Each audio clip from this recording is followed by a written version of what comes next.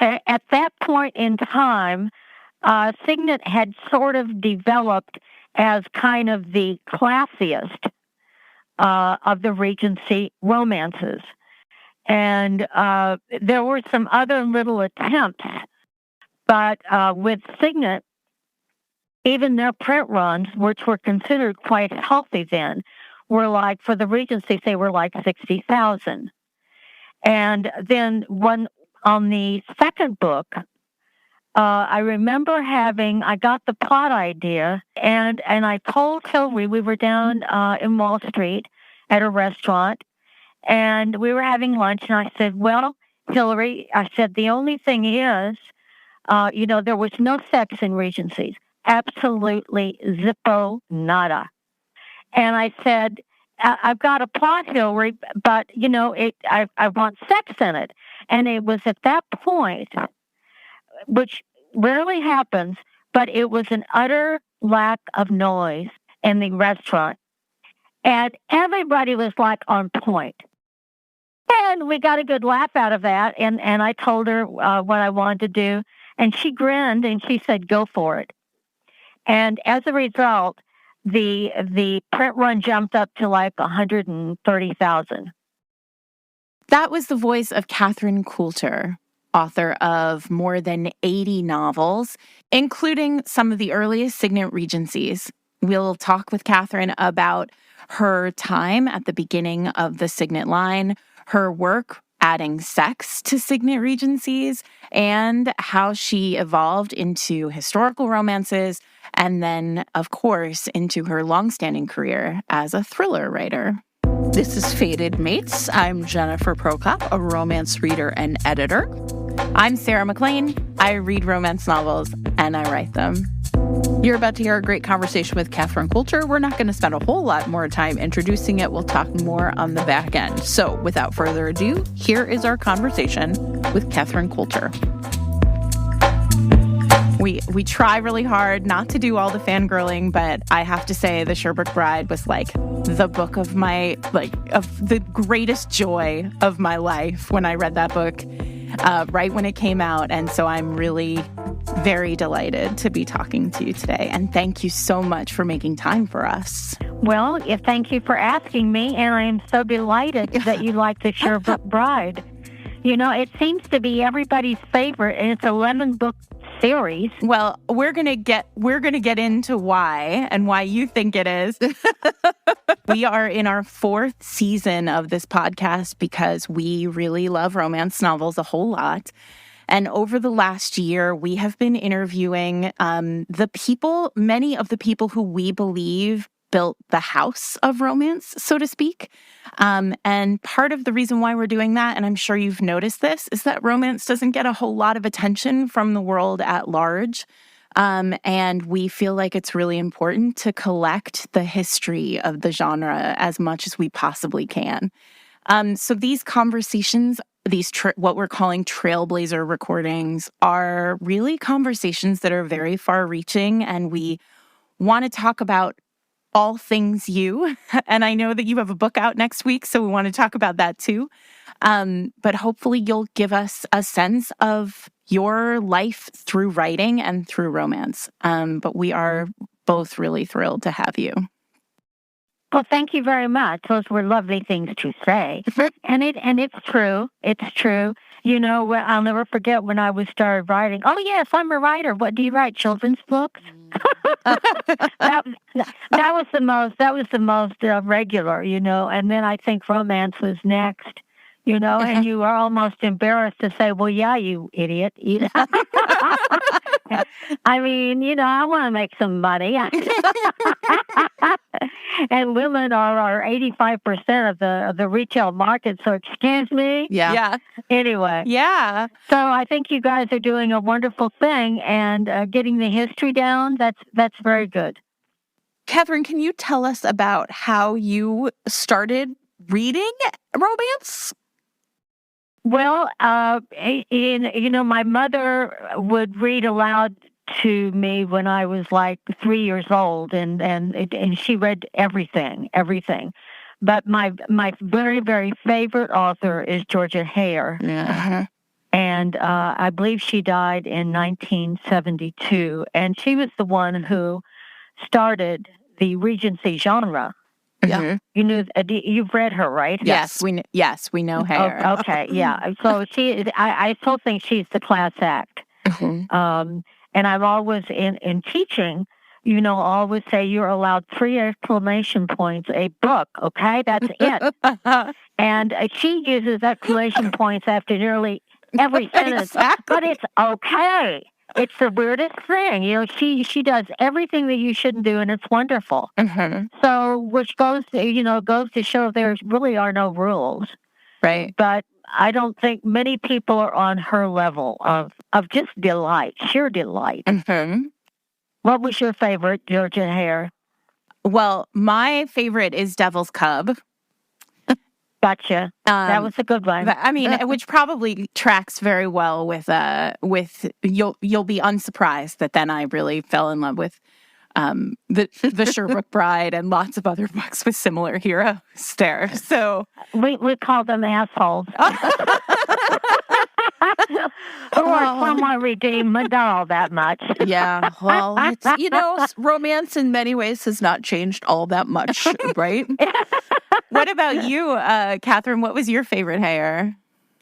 The Grand Sophie. Oh, of course. A classic. Yeah, I just love the Grand Sophie. I mean, she was such a go-getter. And Sylvester, or the Wicked Uncle. Talk about the classic asshole. It's wonderful.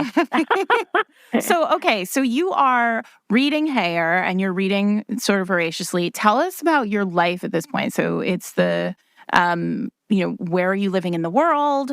How do you start thinking about actually putting pen to paper? Well, as you know, everybody has a talent, and it just depends if you A, find the talent, B, if you try to do something with it. And my talent was writing, but I never really recognized it. I just thought everybody could write a paper the night before and get an A. It was just very natural. It was just very natural, and you really didn't understand why your classmates hated your guts. But they could do that. They could do their own thing. So anyway, I never really thought about it. And then, I got I went to the University of Texas and then got a master's degree at Boston College. And at that point, my husband was in medical school in Columbia Presbyterian in Manhattan. And one thing, I've been extraordinarily lucky. You know how when you don't know if you should go one direction or another, and then you might go the one direction and you think, well, what would have happened if I had, Anyway, at the same time, I was offered like an assistant professorship at a college in New Jersey. And then the other was a speechwriting job on Wall Street in Manhattan. So I got to weigh both of them. My dad had been a professor at UT, and he would tell me that academia is it's a viper pit. And he said, I've never seen anything like it. They cannot compare, businesses cannot compare to the viper pit that is academia. Even Wall Street. So, yeah, wow. So I chose Wall Street, and I wrote speeches. And for a guy who was the president of an actuarial firm, and your eyes are already glazing over, mine did. But I'll never forget in the interview, he was this kind of desiccated little old guy. He was very nice, and he was the president. And he said, I have to speak a lot. He says, I don't know why people ask me to speak because I'm not very good. He said, can you make me funny? And I said, sure. So then at that time, my husband, as I said, was at Columbia Presbyterian. I saw him maybe 30 minutes a day over spaghetti. And I was reading, 10 to 15 books a week in the evening. And then one night I threw the book across the room and said, I can do better. And I thought that I was a trailblazer. But nobody ever done and that. And now look. Well, it turns out that maybe 60% of writers started that way. I can do better. So I went in and told my husband, and I have heard from so many women, and I just want to take them out and shoot them. oh, well, my husband won't let me do blah, blah, blah, blah. And I go, oh, shut up. I kicked the jerk to the curb. And he said, sure, he says, and he took the next weekend off. And together we plotted the first and last book. That was the last one he helped plot. Yeah. Oh my gosh. And that was what was the name of that? The Autumn Countess, which I later rewrote and made it into The Countess, which is much, much better because it's funny. And that's how it started. That book was published in 1979. So were you is that right around, was it very quickly published? Well, what happened is, since I was working full time, I would get up and write at like 4:30 and then get ready for work at 6:30. And I've always been a morning person, so that worked for me. And I took about a year. And I'll never forget, I rode the A train, it's the express, down to Wall Street. And there was this guy who worked at William Morrow. And so I said, oh, I'm writing a book. And yeah, right, honey. And I think at the time he wanted to get in my pants. And so he was all sorts of encouraging and nice. And what he did was he gave me the name of a freelance editor in the city. And she was also a model. And of course, at that time, nobody knew anything. And nobody knew anything until RWA was founded in the early 80s. Right. And that's when things started opening up. But at that time, it was a black hole publishing. Yeah. But I was at least in the center of it. You were reading romance novels at this point. So Well, I read that, but I don't know if you know this, but I would say that a good 90%, maybe more, of all of my books have mysteries in them. Right. Yes. And so so I love mysteries. And so it was just a natural thing to have mysteries in it. So I read tons of mysteries, and there were the early bodice rippers, which were a hoot. We have the 18-year-old virgin at the beginning. She loses her virginity. She's the hero. They're separated for 500 pages, and then they get together at the end. Oh, I love you. And they were wonderful. They were absolutely incredible. And so this editor said, well, let's go for it. And what she had was the top Regency publishers and the top editors. And at the time, it was New American Library. They had the Class Act with Signet Regencies. And they were the only really Class Act in publishing. And so, you can now take courses on writing query letters, 101. Yeah. And I wrote, dear Miss Boss, this is my book, I hope you like it. It's so stupid. And again, you never know. There are usually 3 reasons why you're bought in a house, okay? Back then and now. And number 1 is a whole lot of writers, the majority of writers are always late. Writers under contract are always late turning in manuscripts. And so they're going, what are we going to do? What are we going to do? You just called out Sarah real hard, and it's pretty amazing. Sarah, come here and let me smack you. I'm sorry, Catherine. I'm sorry. Meet your deadline, Sarah. Oh, well, you drive a house crazy because then they're having to do this, that, and the other. Or they might buy a book because they really, really love it. But those are the 2 main reasons, and I really don't know which one I was. Oh, I know. Well, Hillary Ross called me 3 days later, asked me out to lunch, and offered me a 3-book contract.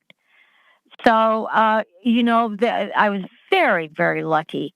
She loves to tell the story how she pulled me up by my bootstraps out of a ditch.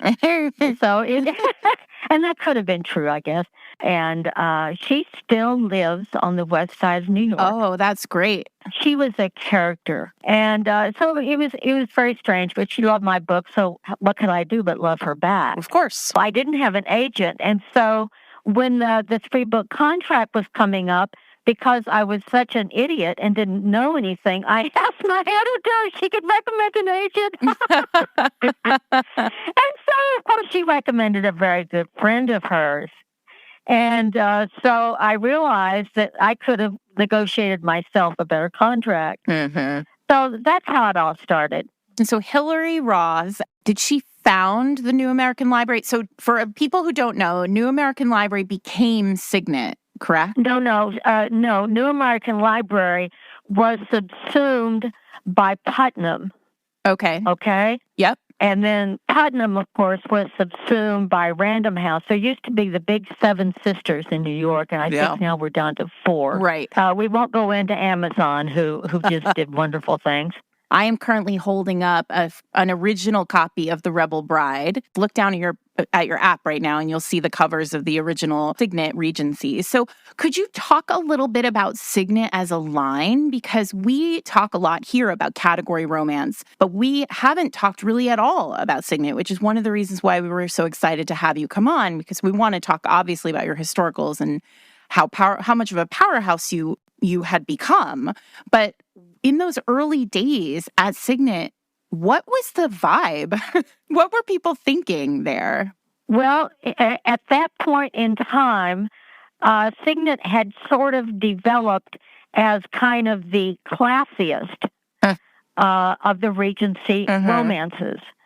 And there were some other little attempts by other houses, and I cannot remember any other imprints at this. Sure. I just can't remember. But with Signet, even their print runs, which were considered quite healthy then, were like, for the Regency, they were like 60,000. And then what happened is on the second book, I remember I got the plot idea, and the second book, was that The Rebel Bride? Yes.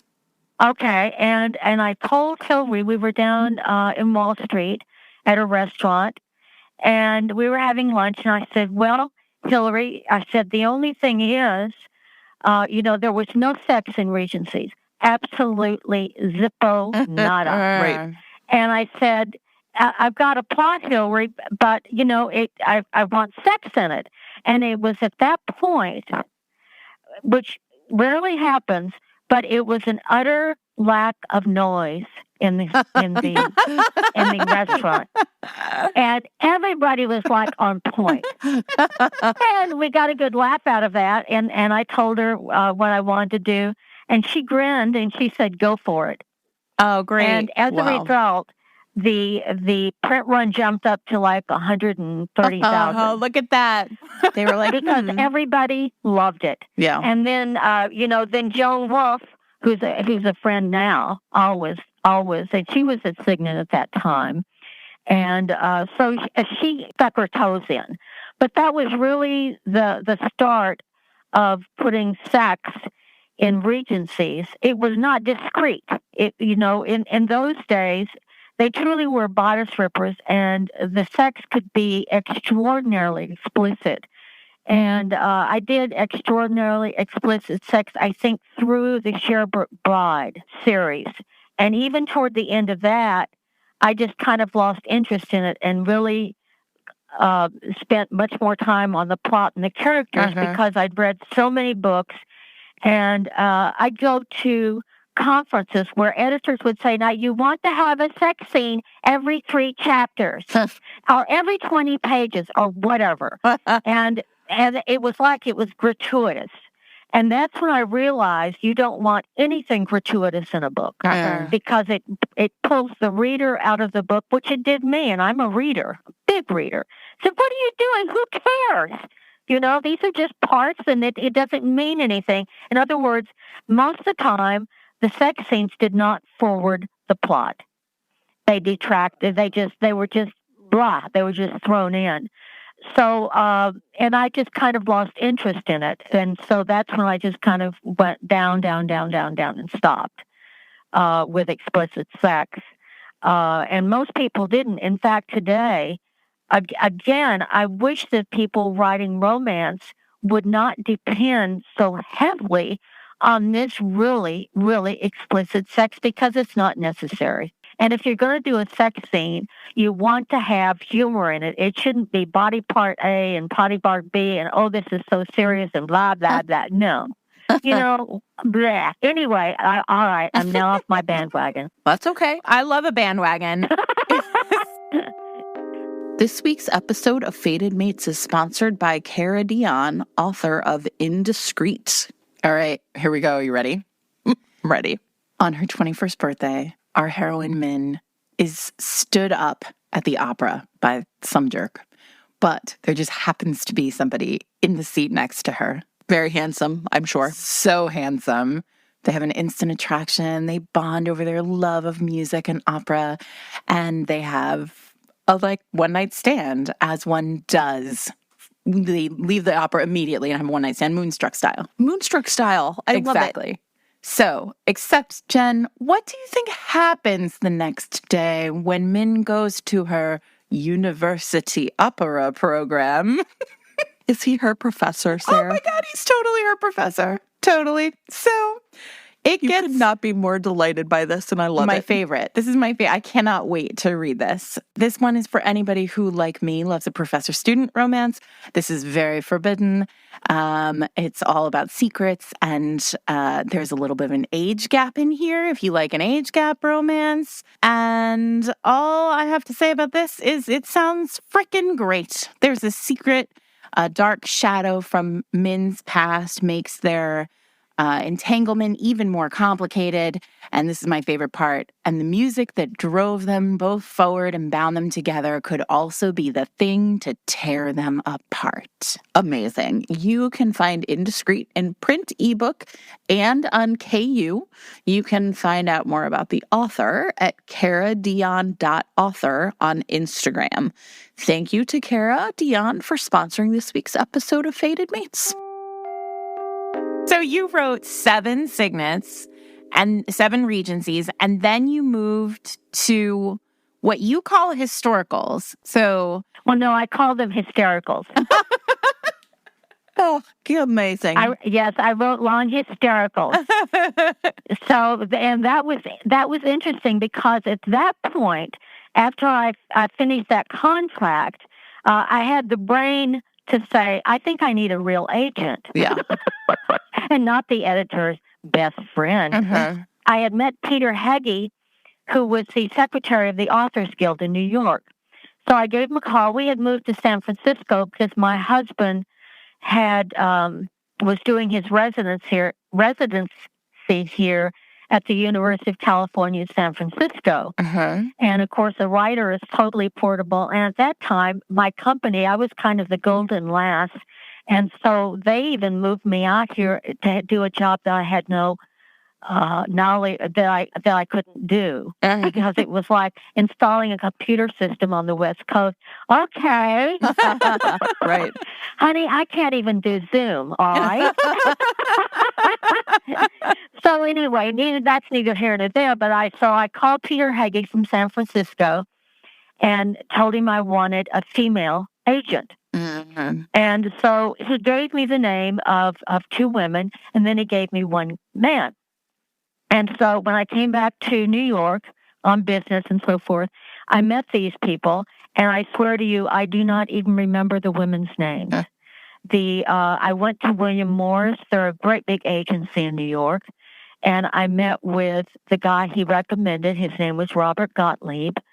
And he'd been out of the mailroom, and that is still spelled M-A-L-E. And he was in kind of this closet with no window. He'd been out of the mailroom for like 6 months, and we talked. And I said, "What do you want to do when you grow up?"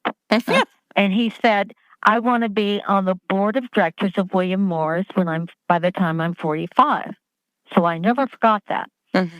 So anyway, he became my agent. He absolutely enraged Hillary, absolutely enraged. And the head of the House at New American Library had to get involved to calm things down. And my darlings, this is over a 10,000 book advance.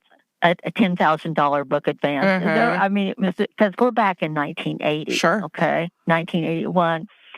And so that worked out. Robert and I have been together longer than all of his marriages. But I give great gifts. I give great gifts.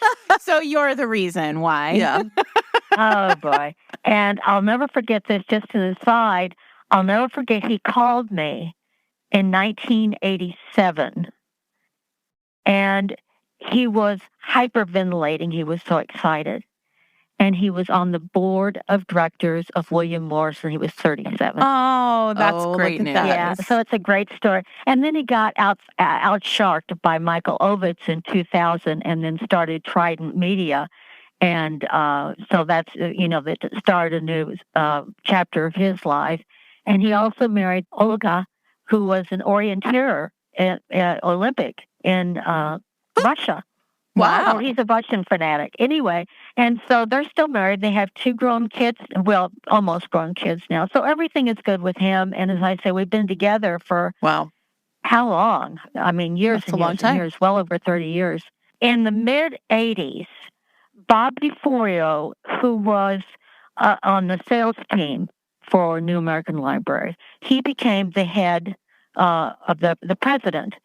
And he and I met, and I really didn't know who he was, but we just had an immediate relationship. And so he was in part, he started pushing me immediately. And I'll never forget, it was a fire song. It was the first, it was the first book in the medieval series. Uh-huh. And they decided, you're going to love this. He decided that they were going to have a fire song perfume.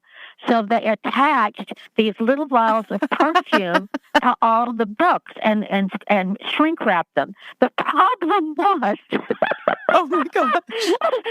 they were shipped in trucks and whatever. Oh. And so the perfume turned horrible. Oh no.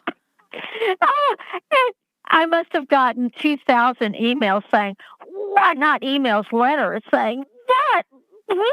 Oh no. Oh, that was so fun. And still you survived it, Catherine. The books must have been great.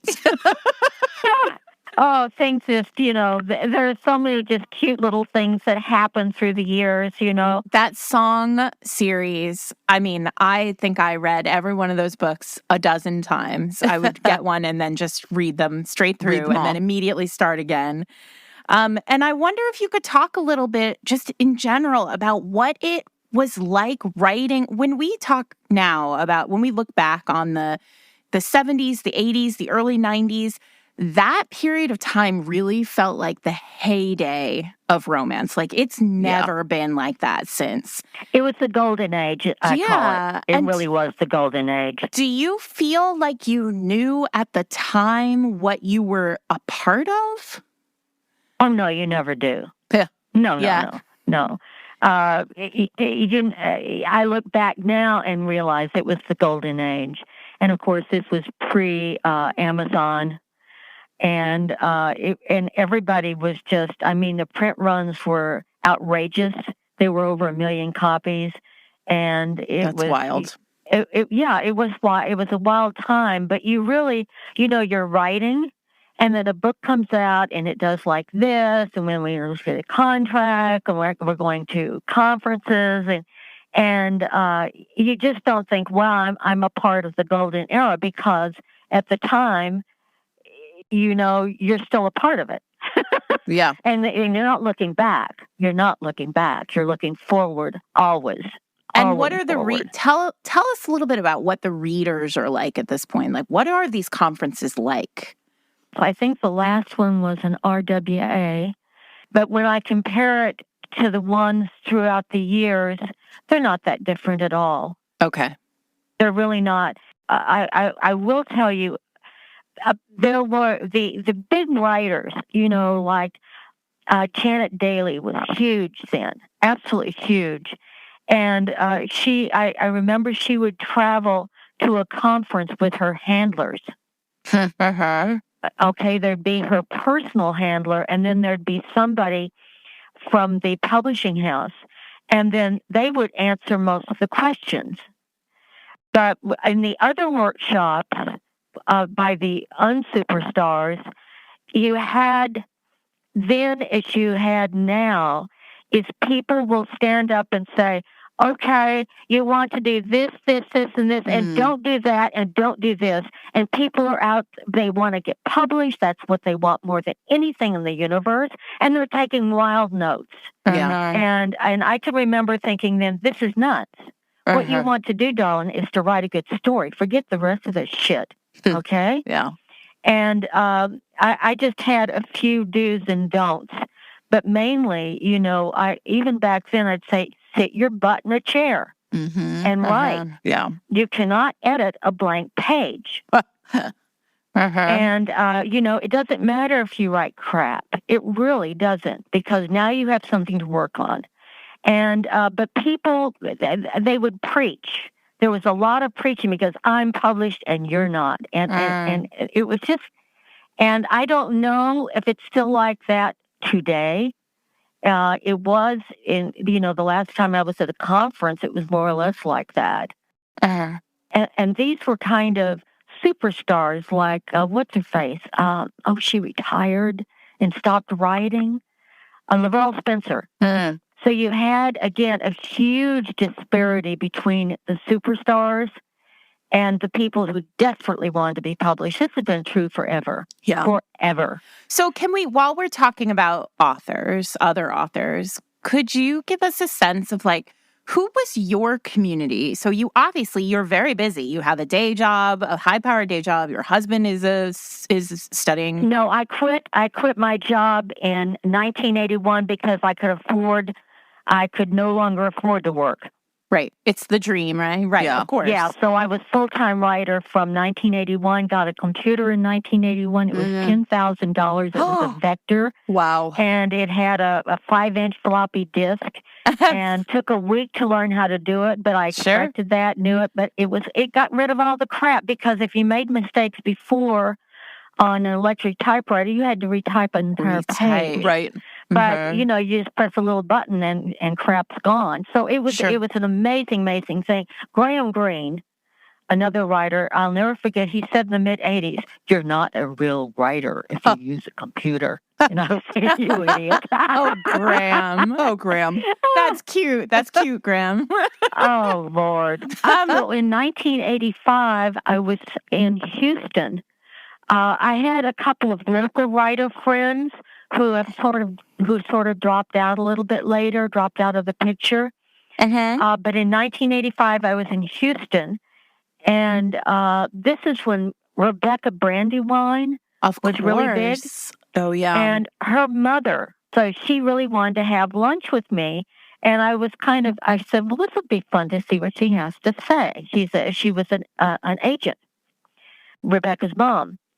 And so then, I'll never forget, she kissed me off for somebody else to have lunch with. So I was kind of looking around, and I see an empty chair at this table, and I go up and I say, "Can I sit here?" And we met, and this was Linda Howard and Iris Johansson and Kay Hooper. The whole crew. We became best friends at that point, and we have stayed that way forever. That's nice. That's great. So...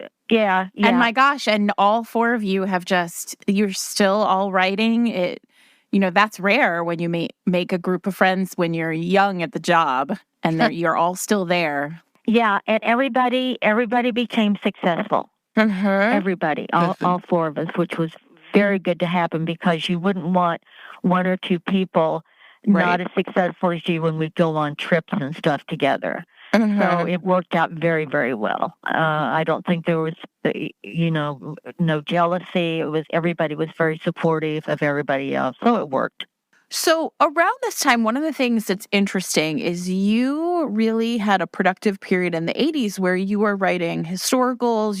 You wrote a few silhouette intimate moments. You were clearly starting to transition into doing kind of mystery thriller.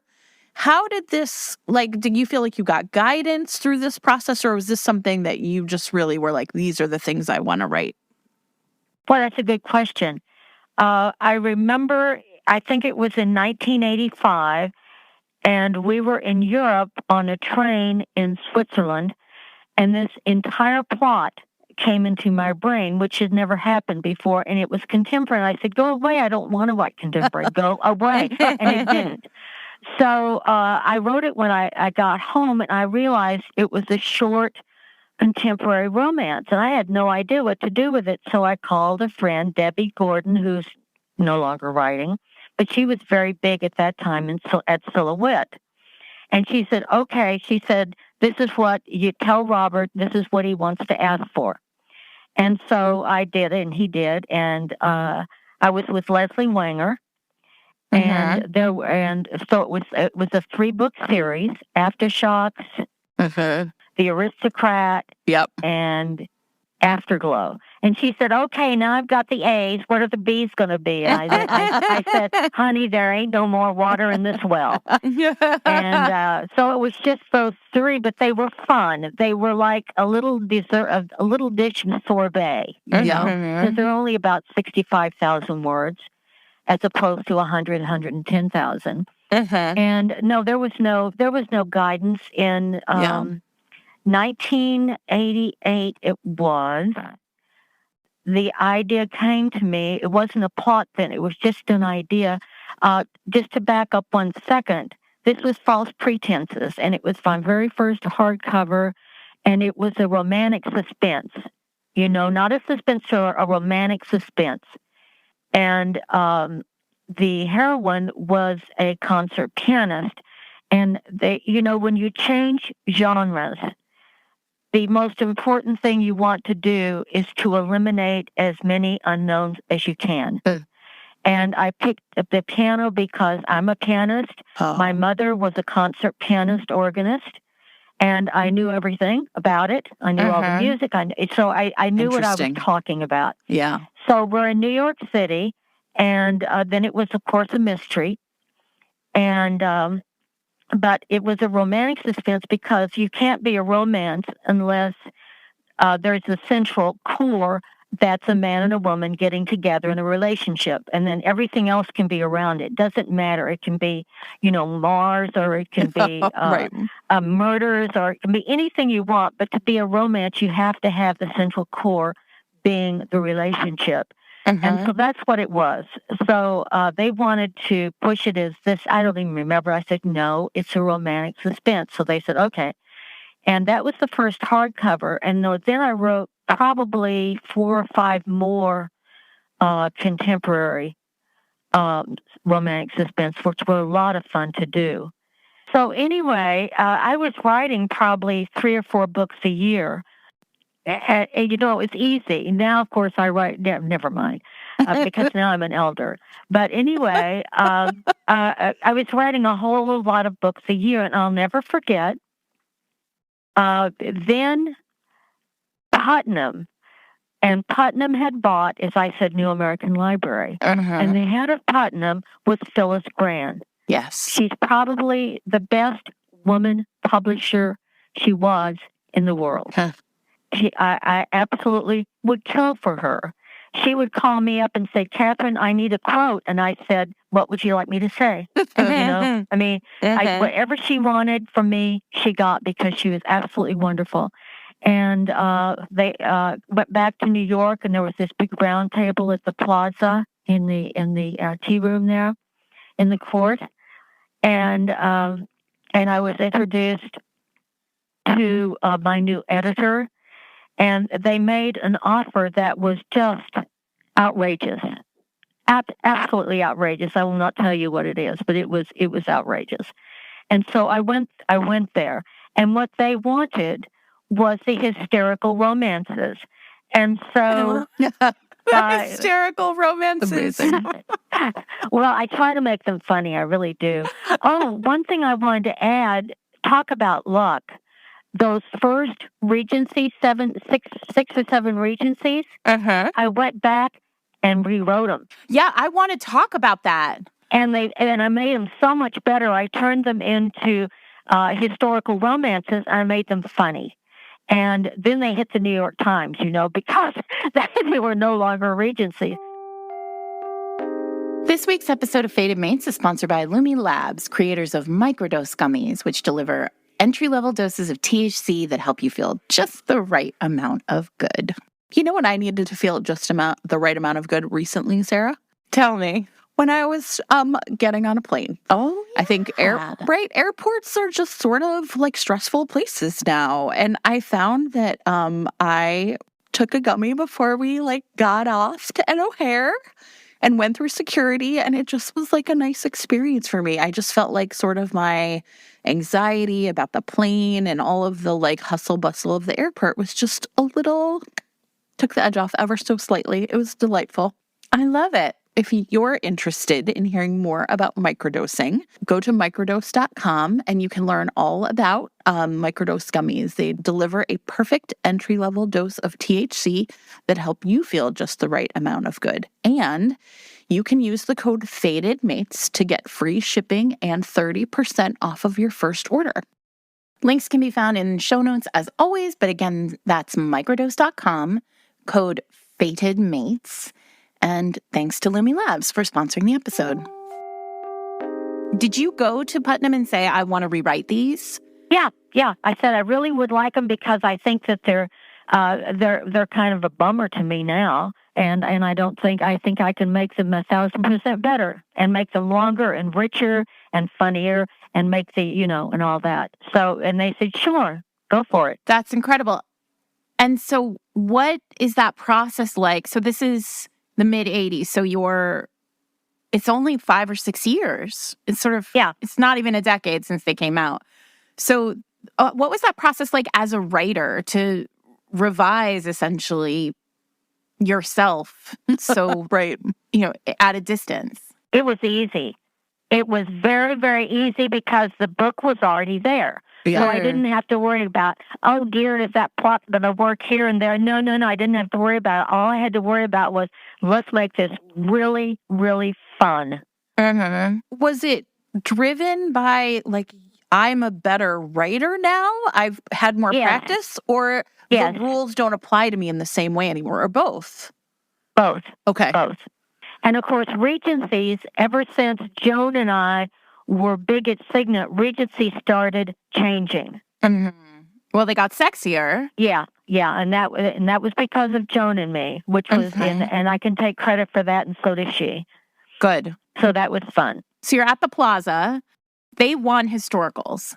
They were historical. So in a period of 3.5 years, I wrote 3 trilogies. Wow. The Wyndham Legacy, the Legacy trilogy, the Fire trilogy, and another trilogy that escapes my brain at the moment. But it never happened in my life, but I was burned to my toes. Yeah, I'm absolutely sure. Burned to my toes. And so it was in 1995, and I was at a family reunion in Texas, and my sister, who has never done this before or since, walked up to me and said, have you ever heard of a little town on the coast of Oregon called the Cove? They make the world's greatest ice cream, and bad stuff happens. And I just went on point. I said, oh, my heavens, oh, my heavens. And so I told my my editor, and of course I understood their position. I mean, if it ain't broke, why fix it? Sure. But I really dug in my heels. Well, they'd milked you for 9 books in 3 years. Yeah. But at that point, I had enough power. Yeah. I said, give me a chance. And so then that's when I wrote The Cove. And then when they got it, they wanted to make it into a hardcover. And I said, no. I said, failure is well and good, but you don't want to fail in hardcover, and who knows how this book will be received. Yeah. So they brought it out in paperback in 1996, I believe, and it really did extraordinarily well. I was very happy for that. And then the publisher called and I said, well, when's the next one in the series? And I said, what series? What are you talking about? And I kid you not, this will happen. And it happened, and there was this voice in the back of my head, and he said, Catherine, what about me? And it was Dylan Savage. Yeah. And so then the Maze was basically Sherlock's book. And this is the book they got together. And then after that, you had The Target, which is one of my all-time favorite books, with the Hunt, Ramsey Hunt and Emma. And I'll never forget, I wrote international thrillers with J.T. Ellison. Yeah. 6 of them. And I'll never forget, J.T. told me, she said, well, a series isn't really a series until book 4. And I was kind of, laughing at her. She was perfectly right. She was totally right. The 4th book, The Edge, started that series. And then it just went from there. So, and at that point, I was writing 1 historical a year and 1 FBI thriller a year. And it worked very, very well because there's such disparate genres and your brain gets unconstipated. You know what I mean? Yeah, sure. And then it's just been about 4 or 5 years ago, I could just do 1 book a year, and that was fine. That was perfectly fine. Yeah. And it's been wonderful. It's real. I feel blessed, very, very blessed, and very, very lucky, and have met so many fascinating writers and publishers over the years. And as I say, Robert and I are still together. Pretty amazing. He'll call up and talk about stuff. It's wonderful. Can we return maybe to the Sherbrooke Bride for a second? Sure. So Sarah talked about it being like one of her favorites. You mentioned that so many readers still talk about it. So yeah. Is this, when we're talking about romance, why do you think this is the book that so many romance readers connected to? Is it like the primordial Catherine Coulter book? Like, what made it the one? I think that women respond viscerally to a real alpha male who's an asshole, basically. But he's a real alpha male. And it's how the woman, he ends up worshiping her toenails, And I think women, that's on a visceral level, they love that. They're just fascinated by the alpha male. That's my own feeling. And I also think I was speaking to a friend of mine earlier today about how we were interviewing you, Catherine, and my friend Sophie Jordan, who also writes historicals, was saying that we talked about how you really mastered the grovel in your books. I mean, your hero, you put them through the ringer at the end because they've been such assholes. That is a great joy. I mean, you're not going to find Alan Alda character as a woman's hero. Let's get real here. A beta male is of no interest to anybody except fixing your computer. But truthfully, I think that the magic of a Catherine Coulter book is that sort of sense, as you said, worshiping her to her toenails. Only once he has been clubbed over the head with how terrible he's been to her. And it's that punishment too. It's discipline. That's and men love to be disciplined, even if they don't admit it. They just love it. They love it. On the other hand, the youngest brother, Tyson, who starred in The Scottish Bride, that's probably my favorite because it was such a. It was such he evolved. He evolved so much, and he was such a good man, and so I take it back about the alpha male because Tyson was absolutely amazing to me. I loved him. I mean, was it a challenge to write someone who then was really different? Oh no! I loved him from the moment that book started, when he was dealing with his 3 children. And he didn't know what to do with them. And he was very, he was just, he evolved so much and turned into such a kind, wonderful person who was never an asshole. He was just stupid. And he wasn't stupid. That's the wrong word. He was just caught up in this worldview of himself that was so limiting. It was so very limiting. And his brothers always made fun of him, And I'll never forget in the beginning of Sherbrooke Bride when they're having their quarterly bastard meeting. So And that just came out of my fingertips. I said, "What are you doing?" And then Tyson goes, "Ah!" and runs out. He wants none of that. But Right. that was great sport. So as you think about your career, as you sort of look back, and I mean, obviously forward as well, I mean, you show no signs of stopping. Are there moments that you can sort of pinpoint of particular challenge as a writer or from the genre perspective? Is there some lesson that you were sort of hard learned that you can share with us? But let me just say, I do not believe in writer's block. And I never have. What I believe in is a bad plot. And it happened one time, and it was an FBI thriller. I don't even remember which one. But I got to page 85, and it had been a bear. And then all of a sudden, it stopped cold. And I realized, okay, this is a shitty plot. And so I threw the 85 pages in the garbage can and started over, because if you're a writer, you have to be honest with yourself and what you're producing. And when a book stops in its tracks and the characters look at you and say, "Please go away," you know it's a bad plot. And it's up to you not to try to keep forcing it. And the trick is you have to trust that there's another plot, in the parking lot in your brain that's going to come driving out, and it will. And it did. So that was really the only time.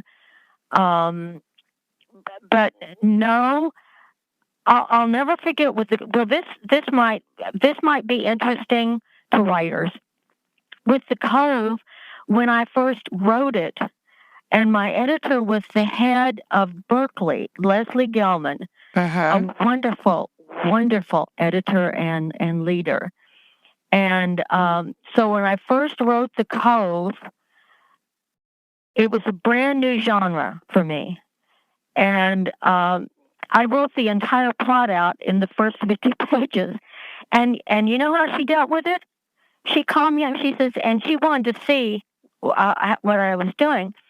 And she called me back and she was saying, "Catherine, okay, now you know what the plot is.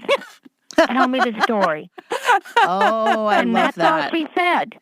That's all a she good said. piece of I advice. had written the whole thing out in the first 50 pages so the reader would know everything.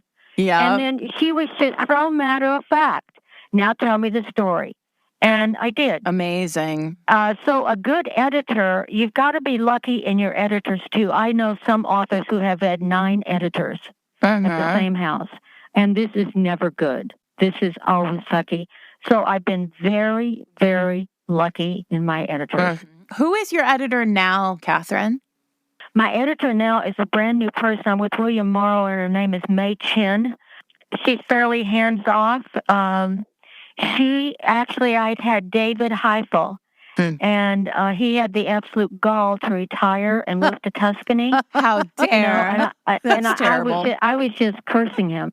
Yeah, don't you dare do it. Anyway, so he said, "I promise that I've spoken to May, and she will do very good by you. Please trust me, Catherine, and don't shoot her."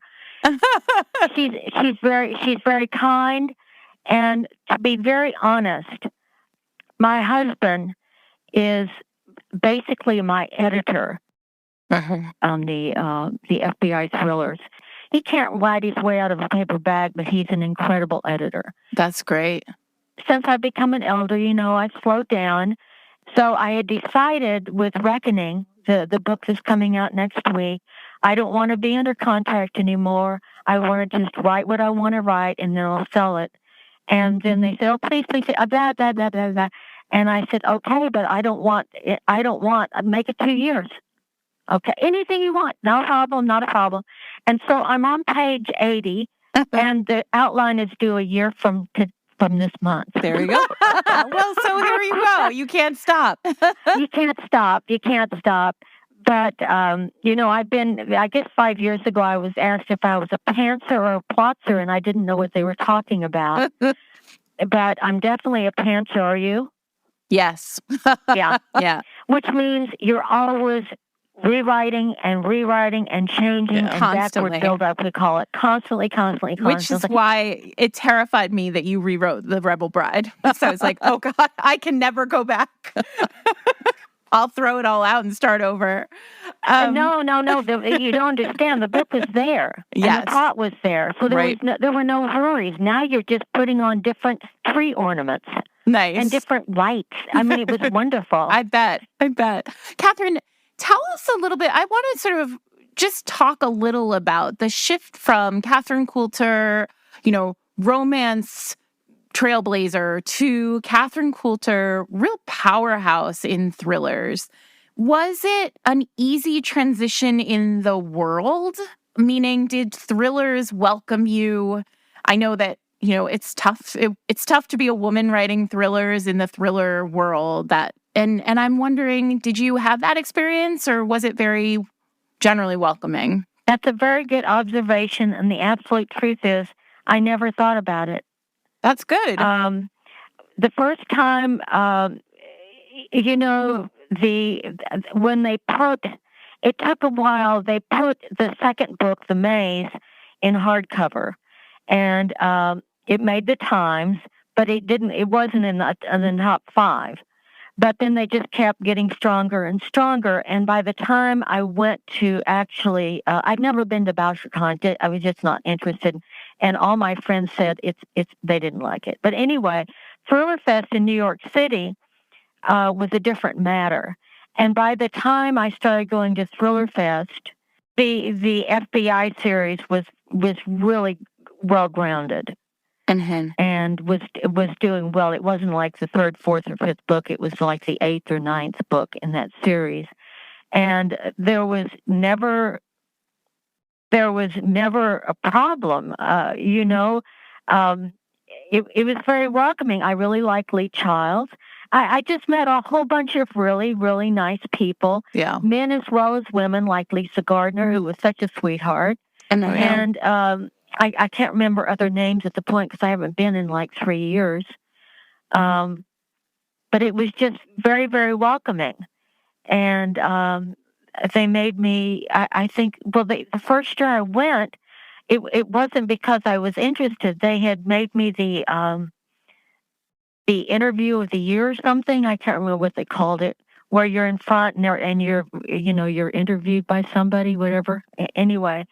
So I just never experienced that. But again, a lot of people, men and women, who go to Thriller Fest who are either unpublished or still in like the B rung, I do not know what their experiences are. Anybody I ever met, was wonderful. And I'm not a jerk, I talk to everybody. It didn't matter. So it was just never an issue at the very beginning. Do you write children's books and that kind of crap? But it just didn't matter. And people would say, "Oh, you wrote romance." I said, "Yes." Because I'm not ashamed of them at all. I love them. I wish I could still write 2 books a year, one a hysterical. When I couldn't write 2 books a year, that's when I went to the novellas with Grace and Sherbrooke. Right. Are you familiar with those at all? Yes. I've read them all. Oh, well, you're so wonderful. Well, the 6th one will be out in October because Nicole, who is God, and she heads up the digital division at Trident, which is Robert's agency. Oh, she's incredible. She is absolutely incredible. Her name is Nicole Robson, Robson. If you ever need anything to do, she's at the Trident Media Group in New York City, and she is smart, she's kind, she knows everything. So she would help you without a problem. Anyway, she likes to put them near Halloween because they're woo-woo. Well, there is, I mean, that is the piece of the Coulter puzzle that I think is so fascinating as a writer, just looking at your career. You really have told so many different kinds of stories. Right. And for writers who are often told in a genre, right, where we are often told, like, stay in your lane, the idea, I think part of the reason why the Sherbrooke Brides shattered everything I had thought historical is because there was that ghosty piece. Or the Virgin Bride, Yeah. And you'd never expect it. But I mean, I really feel like one of she now lives in the past. I love it. She found her happy ever after. Right. I mean, I think that there is, if you've never read Catherine Coulter's romances, I think there are so many different avenues to take. Mm-hmm. And that's really remarkable. You've just, you're a trailblazer. There's a reason why we reached out. Well, you are so sweet, and if you're kissing up, you're doing it very well. Thank you. I'm really not. I really do think your books are great. Yeah, and we love the genre, and we love we love romance so much. We just love romance. Well, if you love romance so much, still, I very rarely read contemporary romances because I have found them still to be, we call it popping dicks. And, you tell a story and get rid of the stuff that's extraneous. It's like people are using horrible language. I stopped about 12 books ago. I never use bad language anymore because it's gratuitous. You don't need it. There's always another way to say it without saying fuck. There is another way to say that. And sometimes that's appropriate, and I have to grind my teeth not to do it. But again, so many books you have gratuitous bad language. You've read them. And you have gratuitous sex scenes. Stop it. Just stop it. Tell a good story. Can I ask a question? Do you think that there is a similar issue with gratuitous violence in thrillers? Of course. Anything that's unnecessary is gratuitous. If you want to talk about ripping somebody's guts out and eating them, well, good luck. I'm not going to read your frickin' book.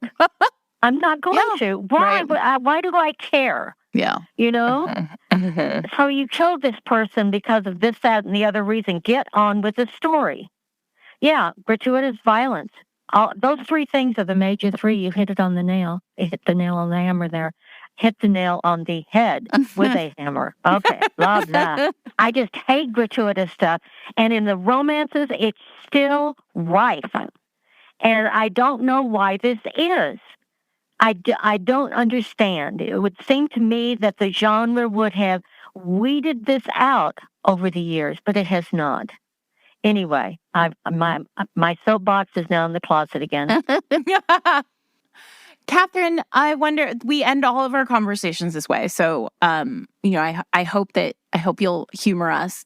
When we talk about trailblazers, we often come to the table with, a preconceived idea of the answer to this question. But what is the hallmark of a Catherine Coulter novel? What is the thing you leave on the table every time?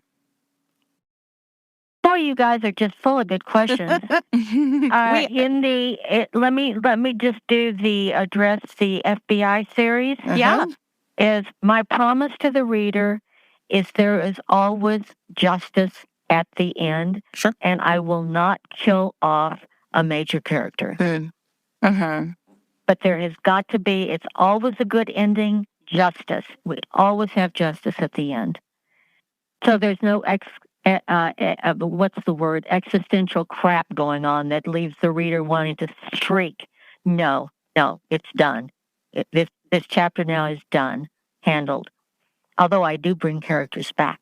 And what about the romances? The romances, I would say that after I rewrote those first 6 books, I realized that the trick really is to have as much humor as you can.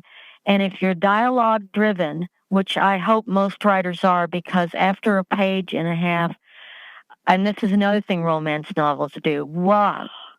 Page and a half of introspection, and you're already lost. You can't even remember what the character asked. The character asks a question, and we have a page and a half of introspection. What? What are you doing? Anyway, if you can say something aloud, you say it aloud, and if you can do it, have humor. If you have humor, just about anything will fly. Mm-hmm. So that's always, I didn't do it in all the books, but there is humor whenever I can do it. And they're going to end well. Yeah. Wow. But everybody's going to say that. They're going to end well because a romance novel, that's what the reader expects. These two people are going to go through the ringer, and then they're going to end out on the other side, and they're going to be mated for life. That is why women really like romance, because it's filled with hope. Yeah. It's filled with hope. No matter what you endure in all of this, it's going to work out. Well, thrillers too. Right. Justice People is served. often comment on, so many romance novelists end up writing thrillers. And the reality is it makes perfect sense to us that's a possible career arc, because justice and hope being served are, they're both happily ever afters in a certain sense, right? They are, and they're happily ever after for that one plot. Mm-hmm. Right. Okay. There are other things going on, of course. But no, you're perfectly right. You're perfectly right. There's hope and there's justice, and things are going to be okay. And I promise you that. No matter what I do to those characters, it's going to be okay. Yeah. Did you happen to get an ARC of Reckoning? No, but I'm going to ask for one. We can ask Karen for them. Well, I prefer that you bought it. I will do that too. Fine, we'll do that too. I'll take those orders. That's fine. Well, there's a surprise at the end, because readers have been bugging me about this for a long time. Ooh. And I'm not going to tell you what it is. Okay. Great. I don't know if it's great, but we'll see. I'm sure it will be. And so, Catherine, one last question. As you think about your, more than 80 books, I think we're at now. I'm on 88. Number 88. Wow. So in 88 books, we've talked about books that your readers have really loved, that have resonated. Is there a book that you think back on and think that was really fabulous? That's the one I wish everybody could read forever. Yes, indeed. My own personal favorite is Beyond Eden. I wrote it in the 90s, and it's my very, very own personal favorite. That book moved me profoundly. Why? The heroine, Lindsay, her attitude on life and how she deals with what she goes through, which is a whole lot. Have you guys read it? I don't think I have read this one. No, I don't think so. Okay, well, it's a contemporary, and it's got a mystery in it, but again, it's a romantic suspense, okay? And we have the hero in it is what you want every hero to be, down to his toenails, which are he buffs. Well, I don't know if he does, but it will move you, I hope, profoundly. And it ended up right.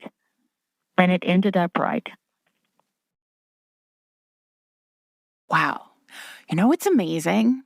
A lot of that was amazing. I mean, a lot, aside from that whole conversation.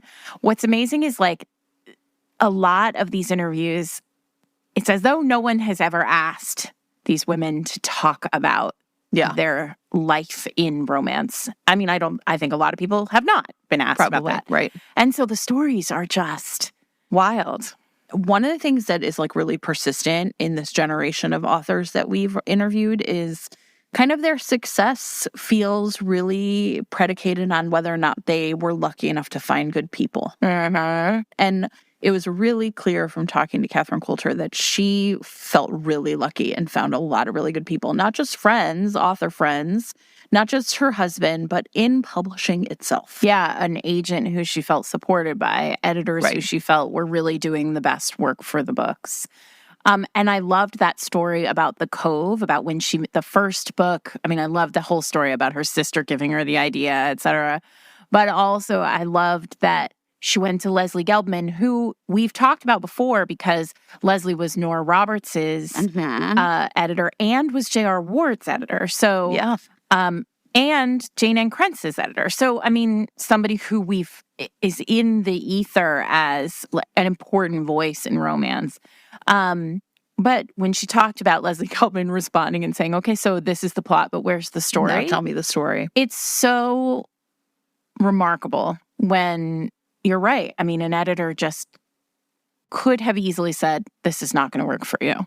And then, right, she doesn't get to travel down that path.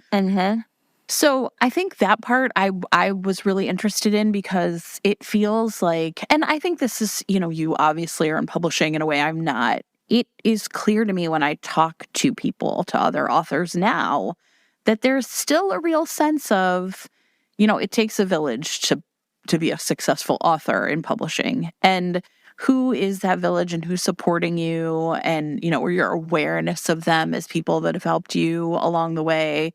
And how long is standing? Her talking about Robert Gottlieb's many, his kids and his wife and the way that she's outlasted so many people in his life. And these relationships, it feels different in a lot of ways. I mean, obviously, I'm a writer, so I don't know what it's like to be other things.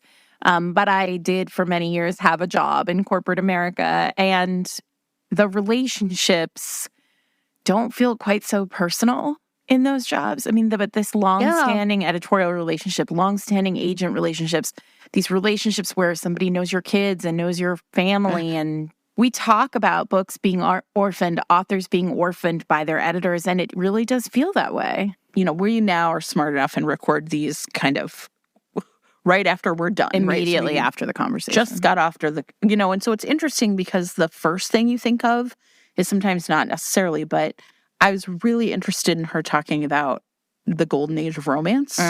Like, of course you wouldn't realize it at the time, but looking back that she could say, like, of course. Well, I mean, just the way the story goes where, she went to a lunch at the plaza with like sales and they offered her a giant deal for more historicals, like at this lunch at the plaza. I mean, that doesn't happen anymore. Gone are the days. I mean, maybe it happens for someone else. Colleen Hoover probably gets lunch at the plaza. I actually don't know if you can have lunch at the plaza anymore. But the point is, it really does feel like there was this moment in time when so many writers were just powerhouses. And now what's interesting is I was thinking as she was talking, there is something going on right now, right? There are writers who are powerhouses right now. Yes. But it feels like many, many fewer. She talked about getting letters, from her readers. But powerhouses now sometimes are grassroots, right? The like readers, up through TikTok. Yes, right. The readers have decided that this person is a powerhouse. But she didn't talk very much about readers. No. For her, it was very much like she seemed to feel as though it was a top-down kind of. She was part of the publishing ecosystem, right?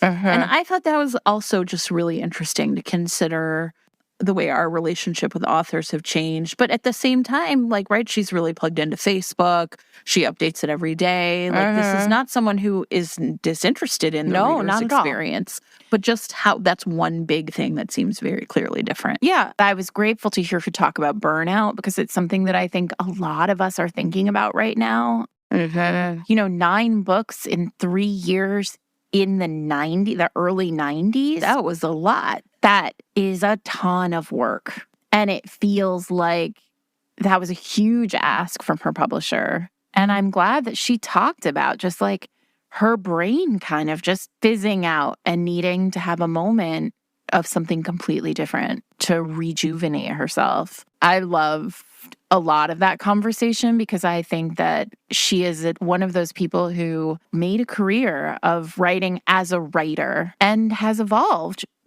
by virtue of, luckily, her own passions and the way the market demanded. Well, and then that was interesting because, right, like we see the clear evolution, right, from romance to romantic suspense to kind of thrillers, right? Some of that had to do with now I can just write one book a year or one book every 2 years. Mm-hmm. But I was also really interested in what would drive her to go back and then rewrite books. Oh, yeah. That was fascinating because she's a writer, right? She's a craftsman. We've talked about this before and I mean, I don't want to put words in her mouth because we didn't ask her this, but we've talked about this sort of, some people think of themselves as artists and some people think of themselves as craftsmen. And I mean, it feels like a true craftsman's choice to say, like, that book bums me out, which is what she said. Yeah, well, and I think there further evidence of that is the discussion of you can't revise if there's nothing on the page, right? The first draft does not matter. Right. That's just the raw material, right? Like, and that's the thing. The artist is like, okay, I've got one shot with this huge block of, clay to make my sculpture. But writers are different, right? And I thought that was also really interesting to hear her process. And it doesn't surprise me at all. It's a bit of a segue that someone who herself is so funny and so sharp and so, kind of observationally on point would think that humor is a really key ingredient to making a good book. The hystericals. Oh, yeah. That's perfect. I mean, hilarious. And I mean, the fact that right away when I called out the Sherbrooke Bride at the very jump, she was like, yeah, we call those heroes assholes. I mean, we totally do, but... things are different, but they are also the same. Mm-hmm. I mean, I think that there's so much about what she said, especially when she spoke about conferences and the craft workshops and this is the only way you can do it and throw everybody else's book out. You only use mine. Right. The one thing that seems to run through all of these conversations, I think, to a person is don't let other people's rules impact your book. Your story is your story. And I hear so often, and you do too, we see it constantly on Twitter and, in writing groups and all over the place, these kind of hard and fast, you must do it this way, you must traditionally publish this way, you must independently publish this way. None of these people followed. Not one, I don't think one single person we've talked to for this series has followed the bouncing ball. Yeah. They've all had some moment where they've kind of deviated. And, I had lunch with Hillary Ross and I told her I wanted to put sex in a Regency. And she said, go with it. It made me think so much of Vivian Stevens and how Vivian just kept saying, like, yeah, do what you do you. And that's what makes the books good. Right? What a conversation. That was pretty awesome. Life goals. It's great. It's great. Catherine's latest book is Reckoning. It came out in August, so it is on shelves now. We will put in show notes all the books that Jen and I have loved by her over the years, or some subset of the books that I have loved over the years by her, because I've loved so many of them. Obviously with the caveat that these are older historicals, so, enter with caution. They're gonna be bananas. I can promise that. Look, if the author was calling them hystericals as she was writing them, then the amplification of that can only be more amazing. Well, I said with her that I spoke with Sophie Jordan this morning, and we talked about the grovel. Like, she really does it. She knows the job when it comes to a grovel. These heroes have to be broken. Or what did she say? Disciplined. They like it though. The other thing Sophie said to me was talk about taking the finger. And I think that's true. I think anybody when you dip your toe into these old Catherine Coulter historicals, that's what you're going to get every time. A real take the finger experience. Perfect. I'm Sarah McLean. I'm here with my friend Jen Prokop. This is Fated Mates, and you can find us every Wednesday. Thank you, as always, to our sponsors, Lumi Labs and Cara, Dion. Be sure to check out Indiscreet, Cara's book, right now in KU or print. Have a great week, everyone.